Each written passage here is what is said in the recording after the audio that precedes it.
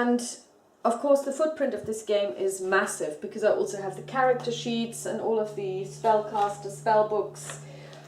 So we will see what we shall see. One thing that I thought was odd was that nothing really happened during the exploration phase, and that's because in the actual game, the dungeon master or GM draws dungeon or exploration tiles, whatever they're called, which then allow him to do things to the players. Of course, I don't have those, so it would have made more sense to actually then come up with random events, but that's fine. So we made it this far.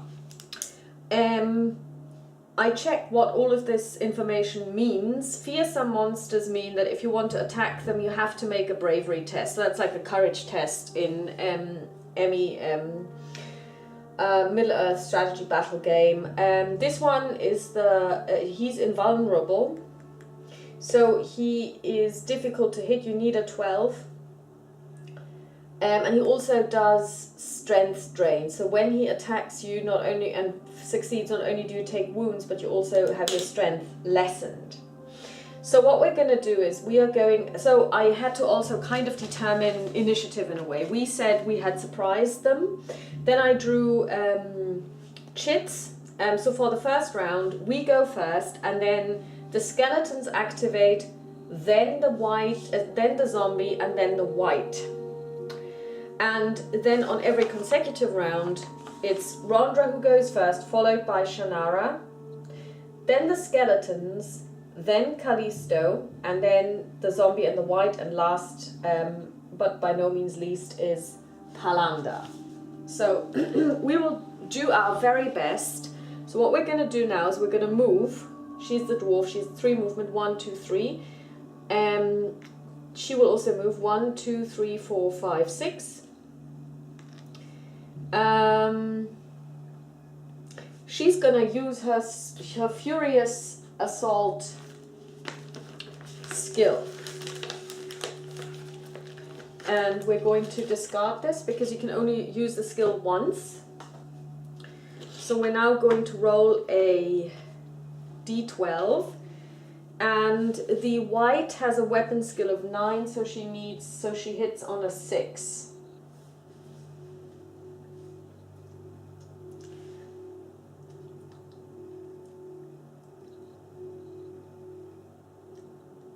Or higher. And she rolls an 11, so she hits.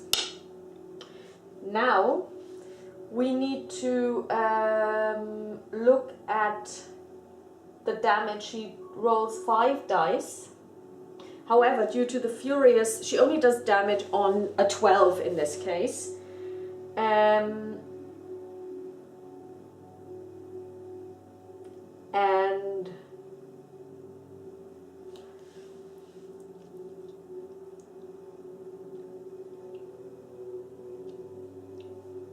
so the toughness doesn't really enter into this, so she really needs to get a 12 on this one.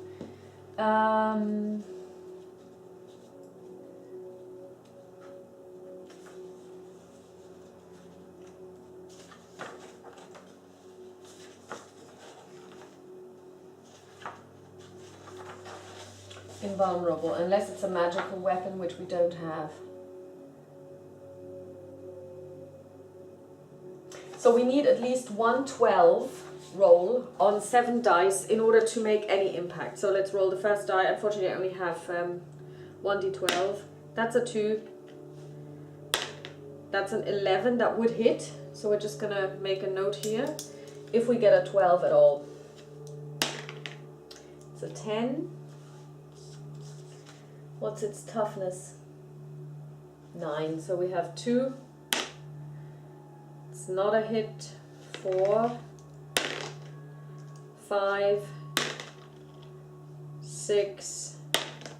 So nothing happens. We don't hit because we missed the 12. Okay, so oh sorry, what did it say actually?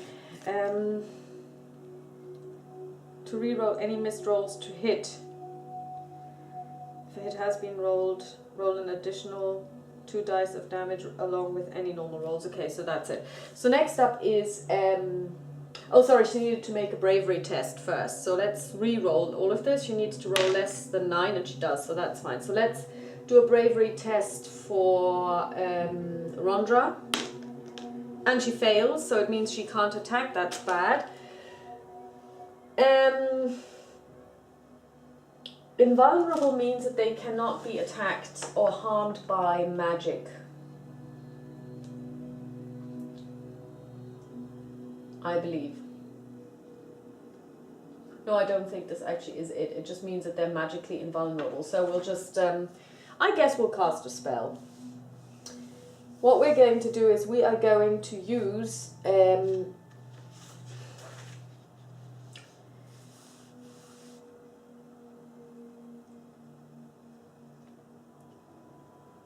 so Callisto is going to, let's see, what is her movement? Her speed is 7. 1, 2, 3, 4, 5.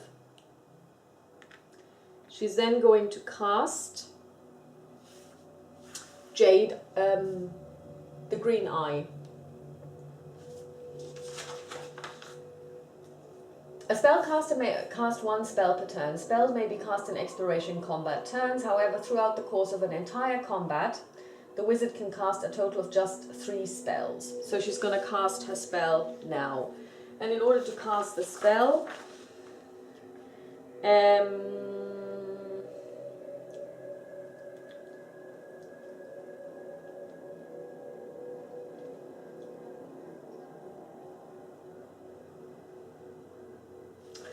and I roll 5 dice, 5 hit dice.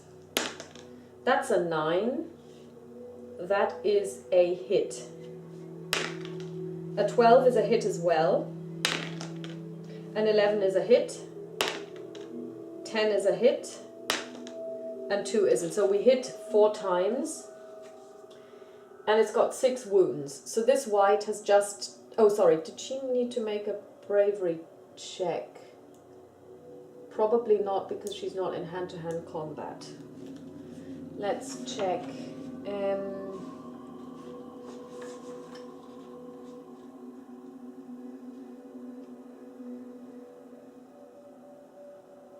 Well, no, actually, because it doesn't have a death zone anymore, because it the fact that there are 2 other heroes in it, an extra to negate that. So we did 4 wounds, which is really good.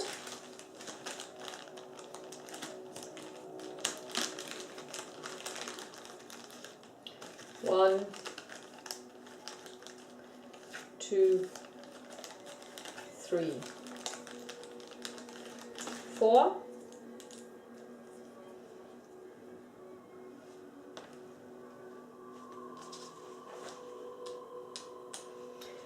And next up is Palanda. Palanda can move.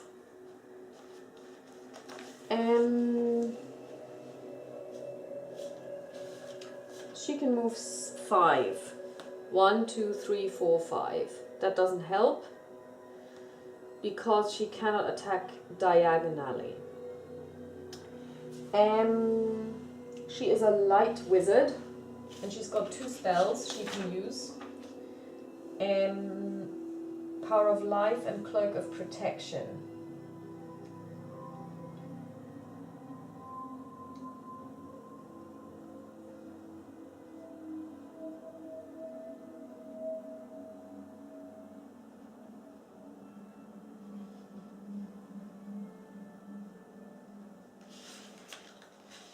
And it would increase her toughness by 2 against undead. Well,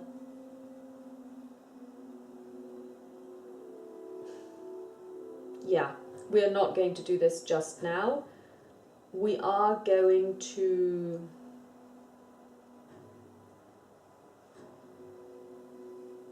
move in carefully. 1, 2, 3, 4. Oh, actually 5. She can pull this off.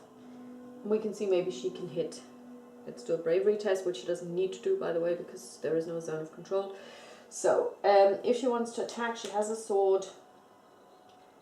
She needs to roll a 9 or higher to even hit. That wasn't a hit. Okay, so now it's the skeleton who attacks. The skeleton, it's only one that attacks first. So it's got a movement of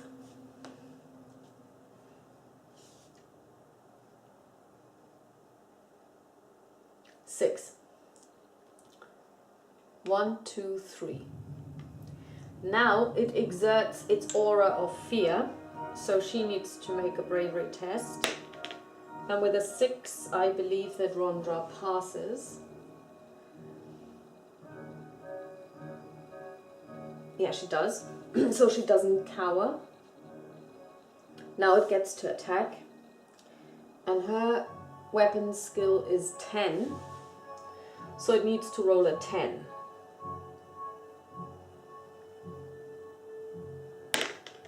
It rolls an 8, so that was a miss.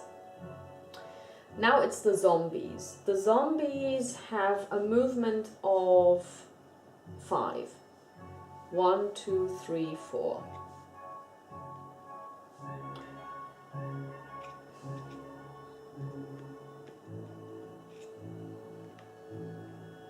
So we're now going to attack, first of all, exert our aura of fear. She rolls an 8, which means she is not cowering in fear. Her weapon skill is 8, so the zombie needs to roll a 9 or higher, and it doesn't. That's good. This one can't get any further. So now it's the white, and the white is going to attack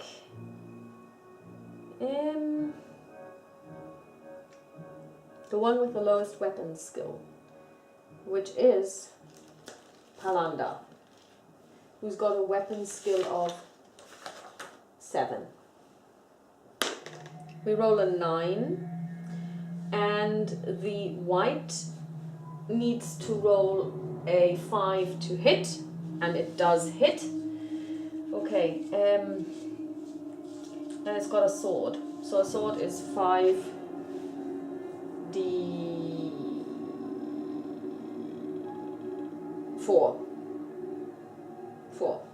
So 7.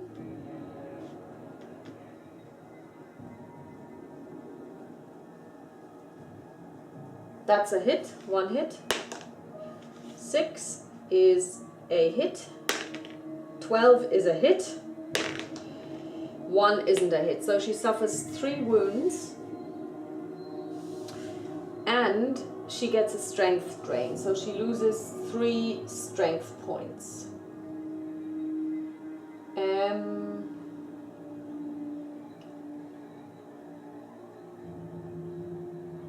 So Palanda is down to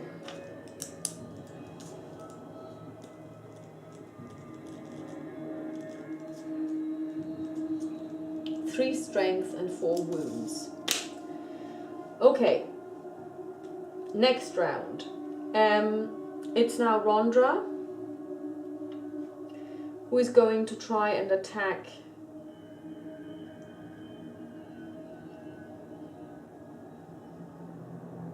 Palanda. Is going to act last.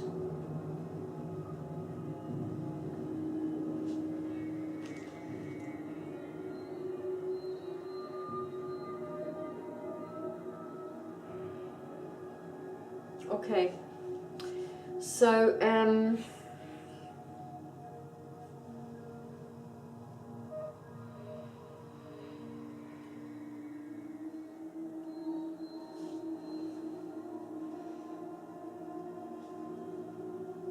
sorry, that's actually Callisto who was attacked. So her strength is now 2.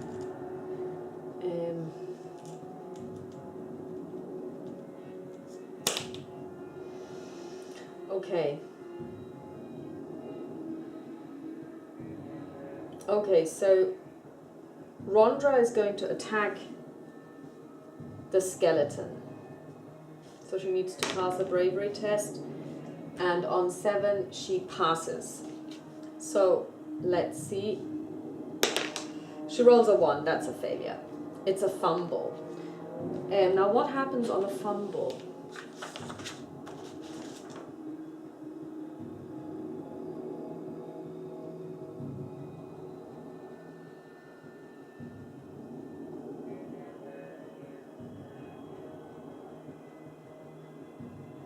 Oh, actually,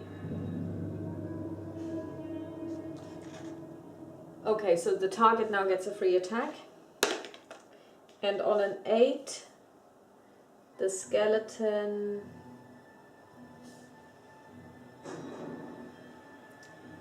doesn't hit. Okay, so that was not good. So next up is Shannara. She's now going to attack the white. And on a 10, it's got a weapon skill of 9. Does she hit?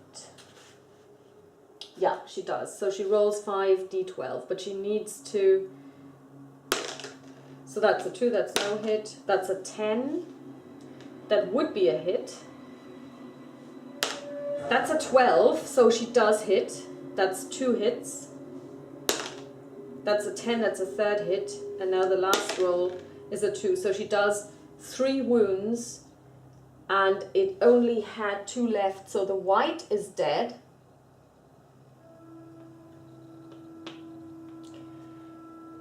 That's good. Now it's the skeleton that's going to attack Rondra, and Rondra needs to make a bravery check, and she passes easily. So now the skeleton attacks. Oh, that was a cocked die. And we roll a 7. And she has a weapon skill of 10. So so it would need a 10, so it didn't hit. Now it's Callista, and what she's going to do is she's going to cast Green Eye, and she's going to cast it turning this way, and turning or swiveling in place is actually not an action or a movement, so she can do this for free. And she's going to cast it towards these 2 guys, and she rolls 5d8. 5d12. That's an 8. And what's their toughness?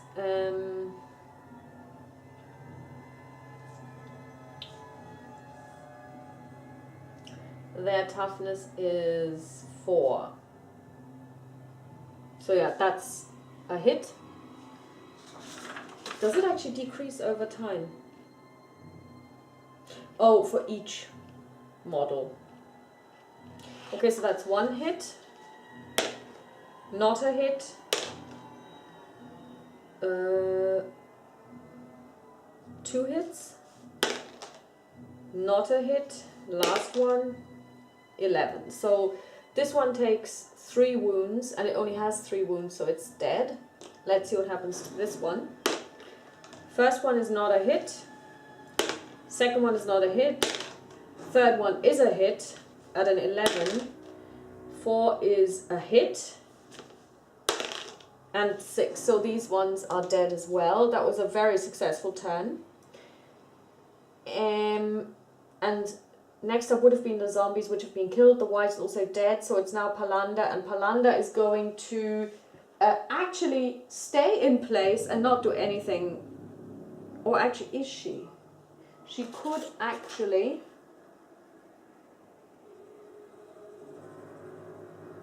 No, nobody's dead. So, no, that's not going to work, and she doesn't need it either. She is going to move 1, 2, and she's going to attack the skeleton. And she rolls a 4. That's not good enough. So now it's back up the initiative order. Rondra rolls an 11, which is good enough to attack the skeleton because it's only got a weapon skill of 6. So let's see, she rolls 4d12, and that's not a hit. 11 is a hit. 7 is a hit. 4 is not a hit. So this one takes 2 wounds. Next up is our dwarven friend. She moves 1, 2, 3 next to the skeleton and attacks. And a 10 is definitely a hit. She rolls 5d12. Not a hit. Not a hit.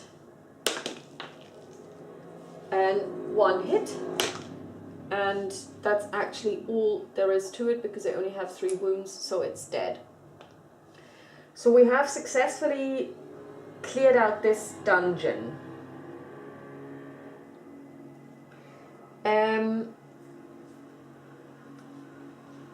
And we have also successfully solved the quest because we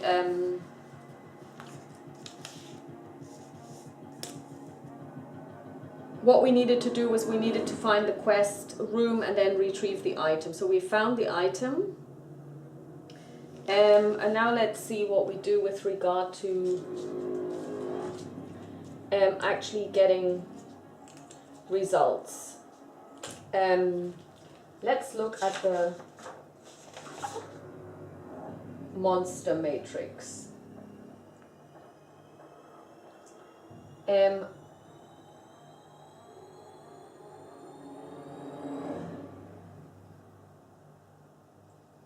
We had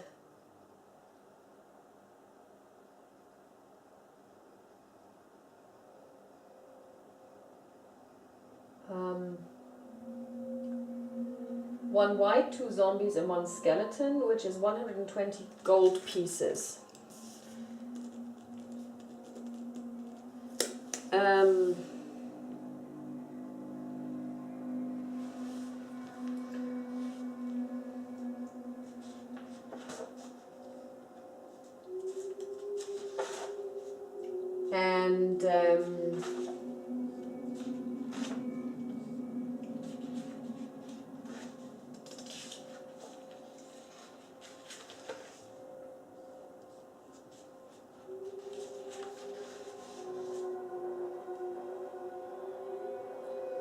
We also get a scroll of 2 spells.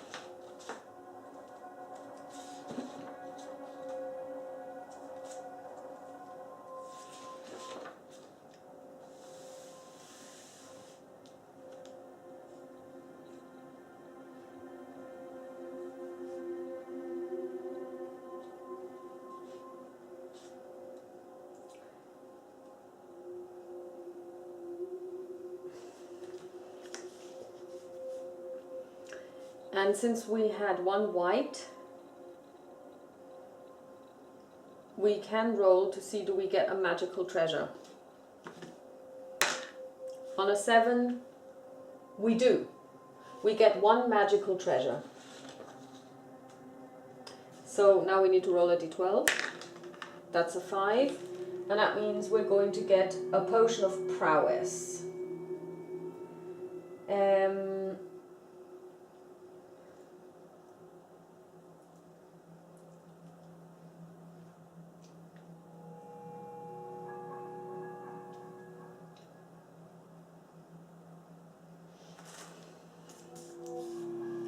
One potion of prowess. And we're going to do 1 search round to see is there any other treasure in this room.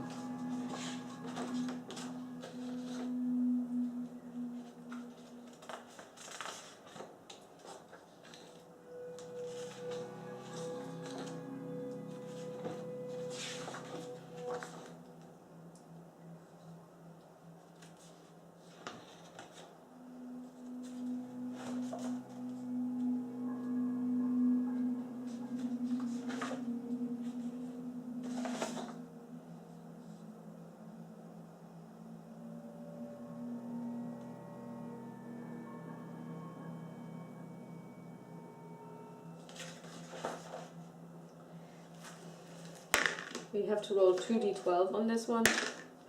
That's a 7. And we get 6 arrows and 20 gold crowns. So another 20 and 6 arrows. It's not too bad. And now let's see what we do about the scroll, because it says we're going to get a scroll of 2...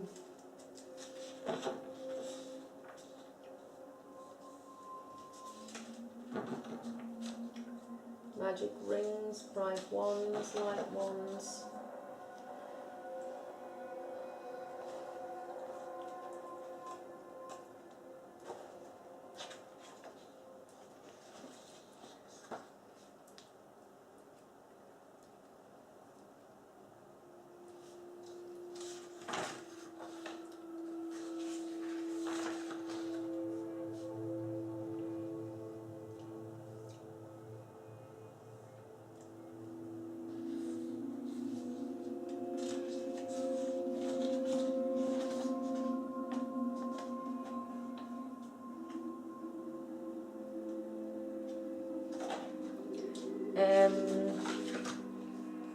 Scrolls.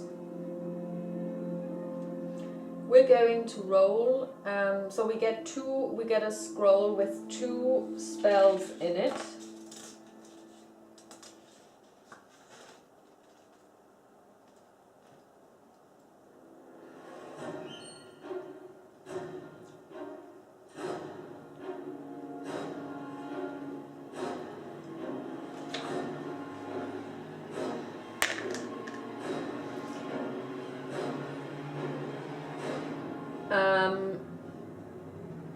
Okay, that doesn't really help.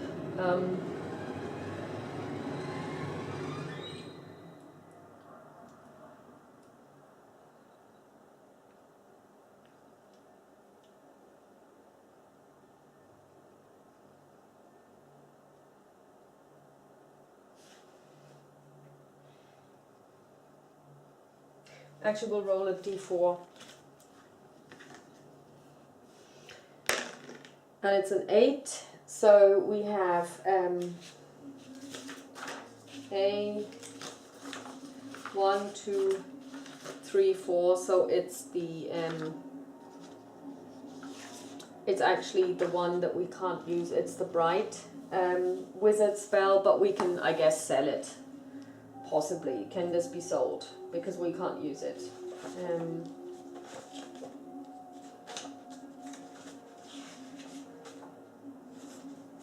Yeah, I'll look this up later, but I will just make a decision that yes, it can be sold. So now we need to leave. And this is going to be interesting, because now I know that I should have actually rolled on a matrix to see does something happen. So we are going to leave.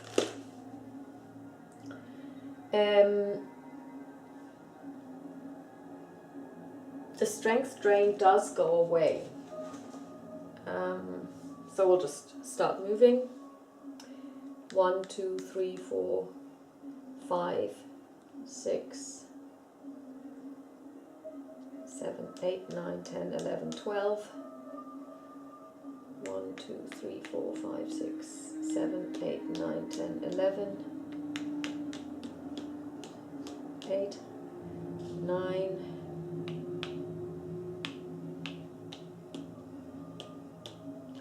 Okay, now we need to check what happens. So,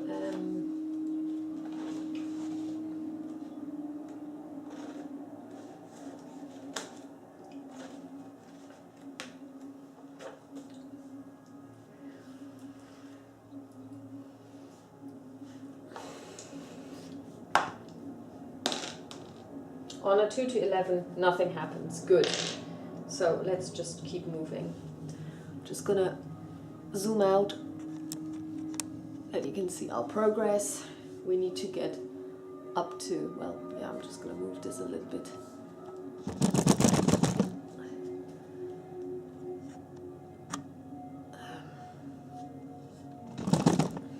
We need to get to here.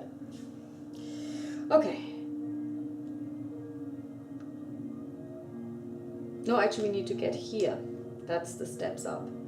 1, 2, 3, 4, 5, 6, 7, 8, 9, 10, 11, 12. Zip.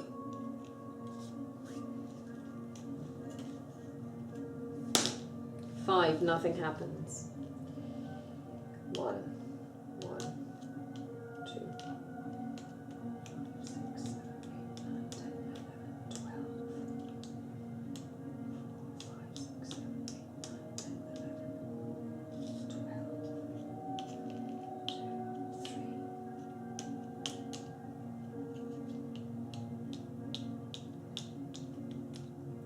Okay, what happens? 10. Nothing. 1.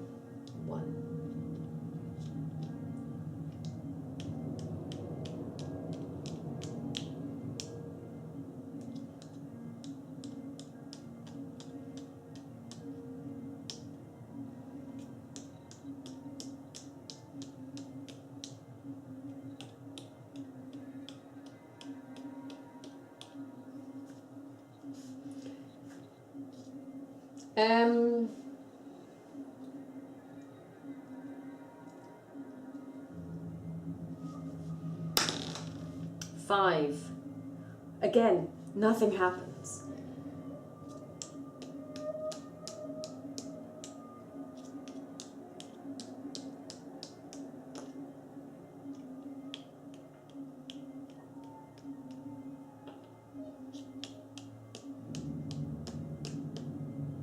Okay, now I would have to rebuild the upper level, which I'm not going to do. I'm just going to finish here. But before I do that, I will give you a couple of thoughts. I have to say that I really like the system. I think it's very open. You can do loads of it. I think I will have to read through and copy some of these tables out and make the whole thing a little more concise, you know, to even have maybe a little more of a variation. You know, you on the solo quest in the GM phase, you have either a trap or nothing or a wandering monster. That's one way of doing it, but you know,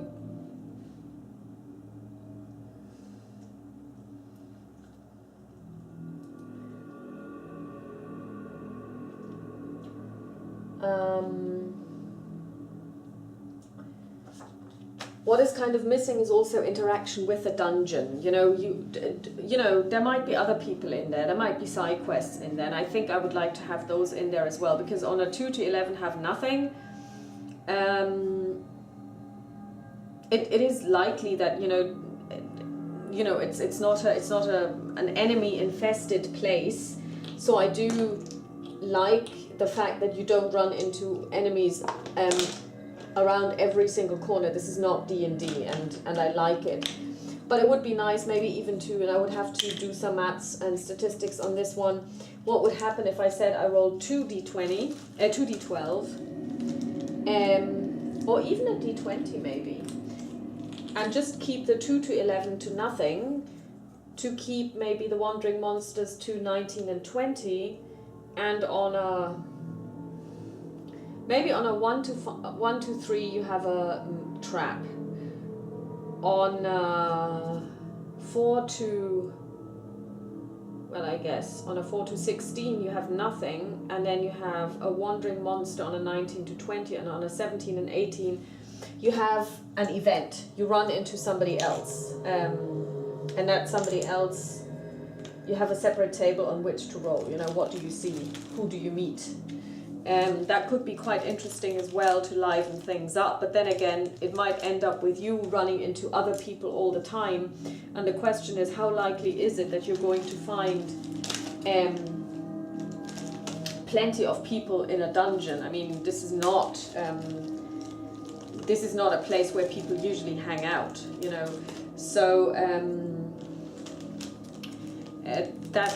that's a question that I would have for myself. You know, how much do you want to breathe life into the dungeon? Or would it then become a real slog where you really have to, oh my god, there's another thing, let's fight this one, where you actually lose the fun? Because if too much happens, then you're really just only hacking and slashing, which is not really what I enjoy. I mean, it's great and I love it, but that shouldn't be everything that happens in your dungeon. There should be more to it than just, you know, killing things. So I'll have to think about this. I believe that the tiles themselves are very helpful. So I'm very glad that I didn't throw them out. I have also in the meantime found an online resource where the White Dwarf magazine stuff is available, where the Terror in Darkness or the Dark Terror or something is also available, so you can download the PDFs. It's probably highly illegal, but who cares? And I have printed off the quest for the Sonnenklinge. The Sonnenklinge is a magical sword which is hidden somewhere, and this quest contains all the maps and everything, and also your encounters. And per se you could go, well, you know, since you already know what's going to happen, you know, there is no point really, but you can play this solo as well. You just don't look at everything from the very beginning. I would set up the map, but not look at the legend, not look at what does this actually mean, who is going to be there, who am I going to see, and then just uncover it as you go along. And I'm pretty sure that I can pull this off. It shouldn't be too difficult, and I am going to try and play this because I would like to see what a pre-constructed quest feels like, you know, because then you also have the random encounters already made for you. But this one I would probably play on the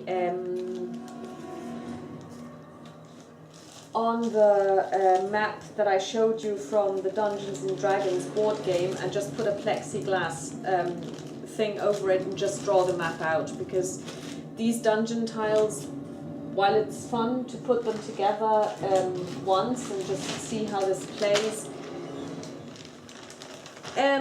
it does get a bit tedious. So I'll probably just use these marker tiles to mark certain parts of the dungeon in a certain way. So these ones here, the stairs are definitely going to come in handy. Things like treasure chests, things like barriers and stuff, fire.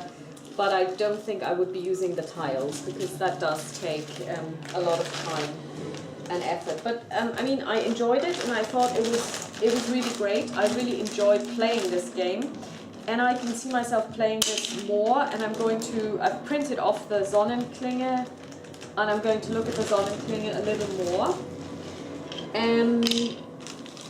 And we now have the between quests phase. So we're now back at the village. And of course the poor villagers cannot really give me anything. I don't have 87 fate points and quests. Do I get anything for actually completing this?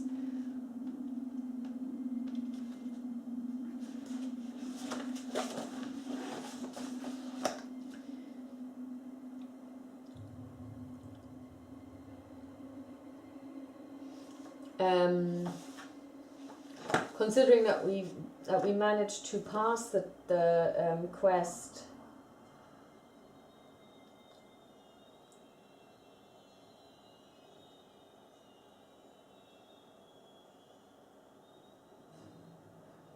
Yeah, the scroll of 2 spells we can't really use because it's the wrong type of spell. Unless you kind of say, yeah, well, it's going to be from the school that we adhere to, but that's almost like cheating a little bit. Let's just see what they say you should be doing between quests.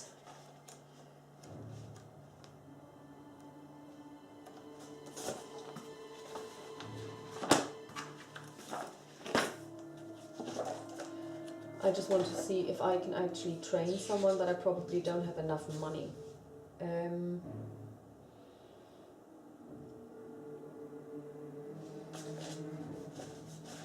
Between expeditions, 67.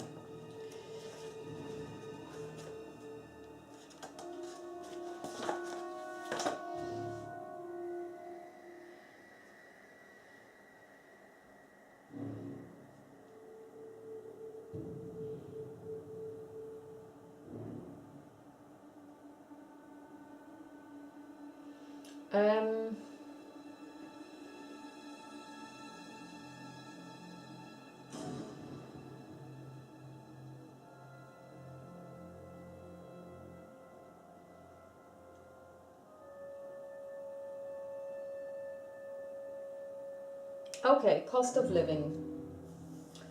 We don't have any henchmen, so we don't really need to do anything. But we have a cost of living.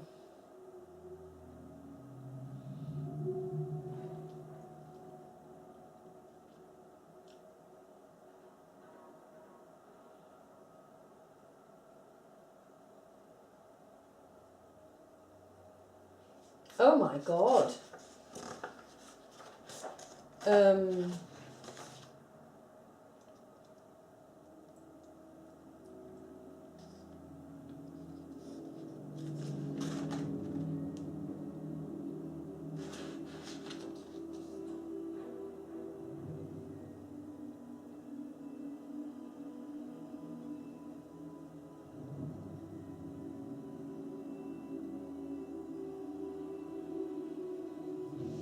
Okay, so we have to pay cost of living 10 gold crowns plus 5 gold crowns per fate point. So that's 80 gold crowns. We have 40 gold crowns left then.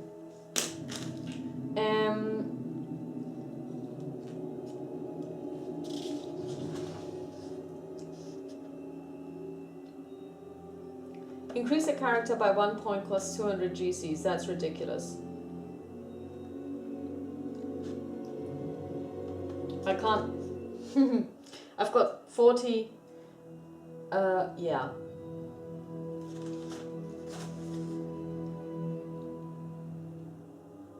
Okay, we really need to make more money.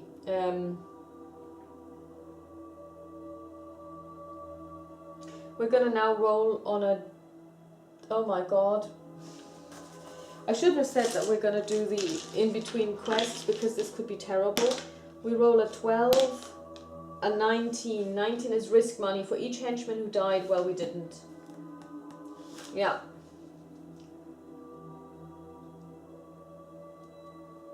Can we spend money? We've got 40 gold. There is nothing you can do with 40 gold.